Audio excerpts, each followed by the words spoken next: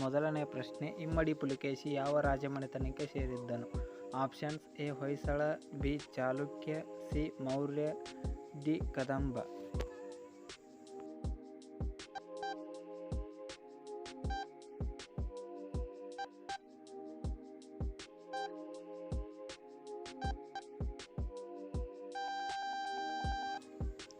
ಸರಿಯಾದ ಉತ್ತರ option B Chalukya ಮನೆತನಕ್ಕೆ ಸೇರಿದ್ದನು. ಎರಡನೆಯ ಪ್ರಶ್ನೆ, ವಿಜಯನಗರ ಸಾಮ್ರಾಜ್ಯದ ರಾಜಧಾನಿ ಯಾವುದು? Options: A Hampi, B Kolar, C Shivamogga, D Belur.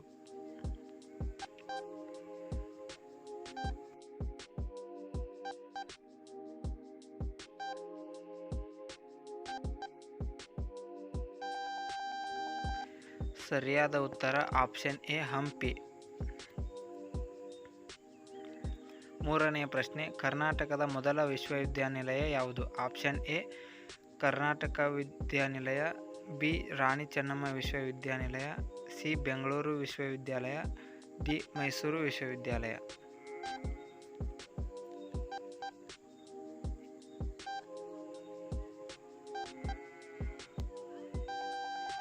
ಸರಿಯಾದ ಉತ್ತರ ಆಪ್ಷನ್ ಡಿ ಮೈಸೂರು ವಿಶ್ವವಿದ್ಯಾನಿಲಯ ಕರ್ನಾಟಕದ ಮೊದಲ ವಿಶ್ವವಿದ್ಯಾನಿಲಯವಾಗಿದೆ. ನಾಲ್ಕನೆಯ ಪ್ರಶ್ನೆ, ಅತಿ ಹೆಚ್ಚು ಏಲಕ್ಕಿ ಬೆಳೆಯುವ ಜಿಲ್ಲೆ ಯಾವುದು? Options: A Vijayapura, B Haveri, C Kodagu, D Mysuru.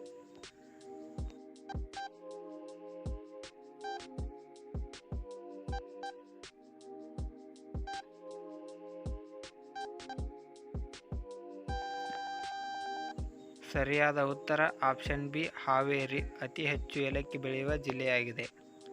ಐದನೆಯ ಪ್ರಶ್ನೆ, ಅತಿ ಹೆಚ್ಚು ತಂಬಾಕು ಬೆಳೆಯುವ ಜಿಲ್ಲೆ ಯಾವುದು? Options: A Udupi, B Hassan, C Shivamogga, D Mysuru.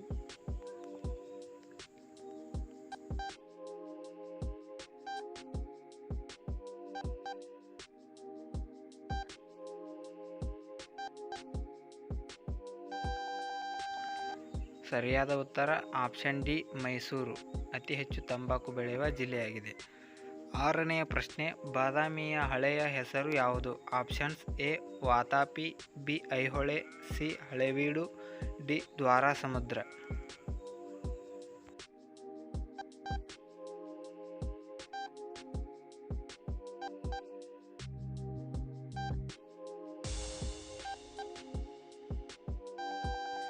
ಸರಿಯಾದ ಉತ್ತರ ಆಪ್ಷನ್ ಎ ವಾತಾಪಿ ಇದು ಬಾದಾಮಿಯ ಹಳೆಯ ಹೆಸರಾಗಿದೆ. ಏಳನೆಯ ಪ್ರಶ್ನೆ, ಭಾರತದ ಮ್ಯಾಂಚೆಸ್ಟರ್ ಯಾವುದು? Options: A Coimbatore, B Chennai, C Davanagere, D Mumbai.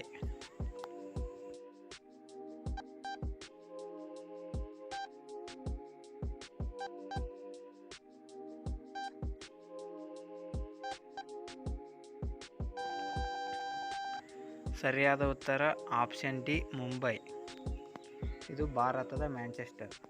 ಎಂಟನೆಯ ಪ್ರಶ್ನೆ, ನೆನಪಿನ ದೋಣಿಯಲ್ಲಿ ಇದು ಯಾರ ಆತ್ಮಕಥನವಾಗಿದೆ? Options: A Da Ra Bendre, B Kuvempu, C Girish Karnad, D Shivaram Karanth.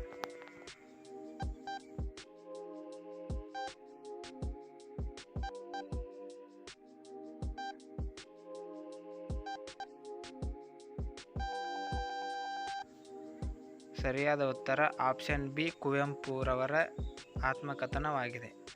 ಒಂಬತ್ತನೆಯ ಪ್ರಶ್ನೆ, ಅಣಶಿ ರಾಷ್ಟ್ರೀಯ ಉದ್ಯಾನವನ ಎಲ್ಲಿದೆ? Options: A Mysuru, B Dakshina Kannada, C Uttara Kannada, D Shivamogga.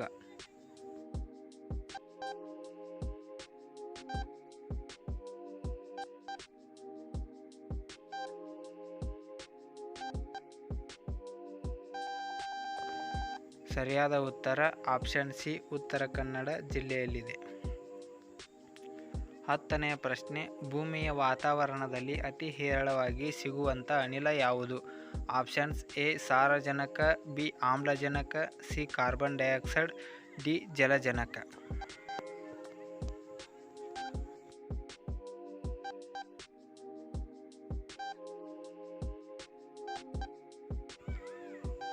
ಸರಿಯಾದ ಉತ್ತರ ಆಪ್ಷನ್ ಎ ಸಾರಜನಕ ಇದು ಭೂಮಿಯ ವಾತಾವರಣದಲ್ಲಿ ಅತಿ ಹೆಚ್ಚು ಸಿಗುತ್ತದೆ.